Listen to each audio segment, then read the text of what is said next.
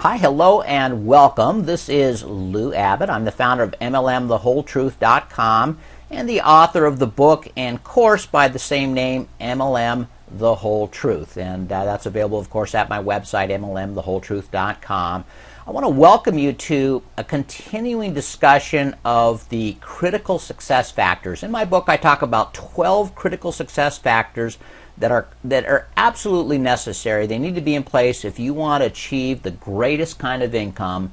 That income I call reliable, long-term, leveraged residual income. So RLLRI, reliable, long-term, leveraged residual income with a network marketing company. And in this particular discussion, we're going to talk about critical success factor number 7 that deals with competitive pricing. How important that is. So often people forget basic business fundamentals when they start working with a multi-level marketing company. I'm asking you not to do that ever. So we're going to talk about competitive pricing, but in the context of that, a very interesting, larger issue emerges, one that's important for everybody, important for our industry as a whole. What's that issue? Well, it's illegal pyramids versus legal distribution. Illegal pyramids versus legal distribution. I want to spend some time on this because there's a lot of misconceptions. There's even business authors out there that think that all network marketing companies are somehow illegal pyramids, or they don't know the difference and can't tell the difference. There's some anti-MLM zealots that write and think that they're experts and they don't know the difference. I want to help clarify for you in your mind in a very simple way with some graphics what's the difference. First of all, I want to show you 2 pyramids, and this will help you clear up this issue. Here's pyramid number 1, all right, and it's got a pyramid originator. It's got some levels in here to it and more levels to it. Here's another pyramid. This is a picture of a typical manufacturing legal distribution method of products. A manufacturer manufactures the products. They sell them out to wholesalers. They pass them on to regional distributors or jobbers. There are retailers out there that put it on, and then of course there are customers who buy that product. Now notice there's nothing wrong with the pyramid shape in and of itself. Most governments are structured in a pyramidal shape. It's a very strong shape in architecture.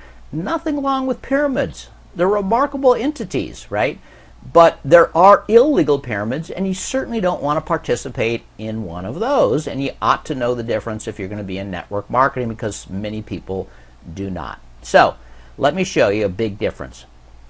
In both these cases, you have dollars that flow from the lower levels up to the higher levels. It happens in legal distribution methods, right? It happens in illegal pyramids. Money flows. That's not a problem.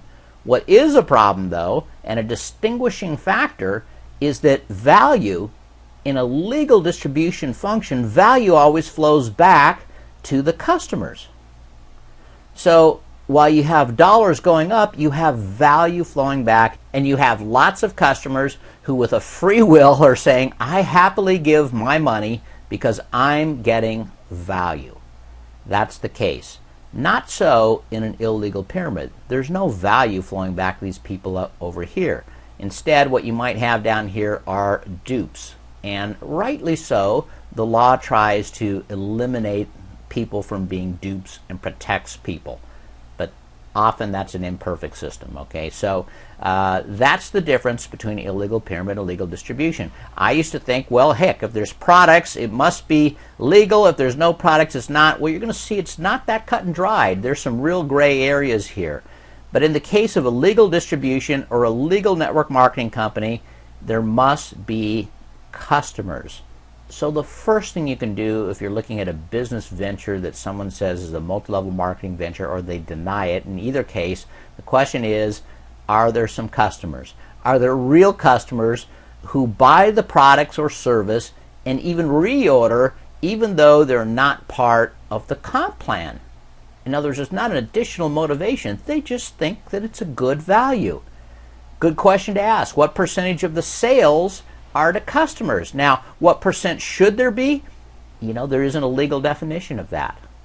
You know, in many states it's different, but there ought to be a significant percentage of customers who are buying the products even though their main motivation has nothing to do with the compensation plan. If there's not a significant number of customers that are buying the product, the company runs the risk of litigation or being closed down, or perhaps even the principals or the top leaders going to jail.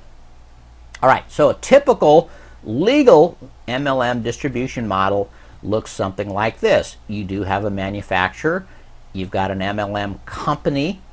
Sometimes it's the same. The company manufactures their products, but more often than not, that's not the case. The MLM company simply works as a sales arm. They have their products manufactured and labeled, private labeled for them, and that's okay. You've got your upper level distributors, you've got your middle level distributors, you have your newest distributors, then underneath it all, you have customers, and of course, that's the critical thing. You have to have dollars flowing up. You know, I mean, obviously, if there's no dollars flowing up, you're in trouble. And to be legal, you have to have value flowing back through the ranks to the customers ultimately. Now, here's another question that comes up. It's a myth I want to dispel. Does it matter how many levels there are between the manufacturer and the customers? Does that matter at all? Well, the answer, candidly, is no, right? It doesn't matter at all.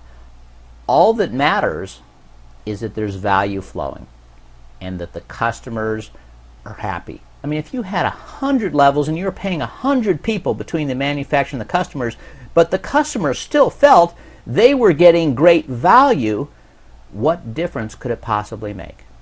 Doesn't make any difference at all. Now, is it possible if you have 100 people getting paid before the customers can receive their value? Well, it might. The more levels there are, the more difficult it is. But the question is not how many levels and how many people are here. The question is there real value going to customers, and do they see it as such, and can you establish that that's a reality? If so, no harm, right? It can be completely legal. Now, one other myth while we're at it. Sometimes people say, well, okay, part of the problem is the people that get in early make all the money and the people that come late don't make any. In a properly designed network marketing compensation plan, it doesn't matter whether you come in early or you come in later. If the compensation plan allows for it, you should be able to make a lot more money even though there's hundreds of people above you in the compensation plan. Let me just show you how this works, all right?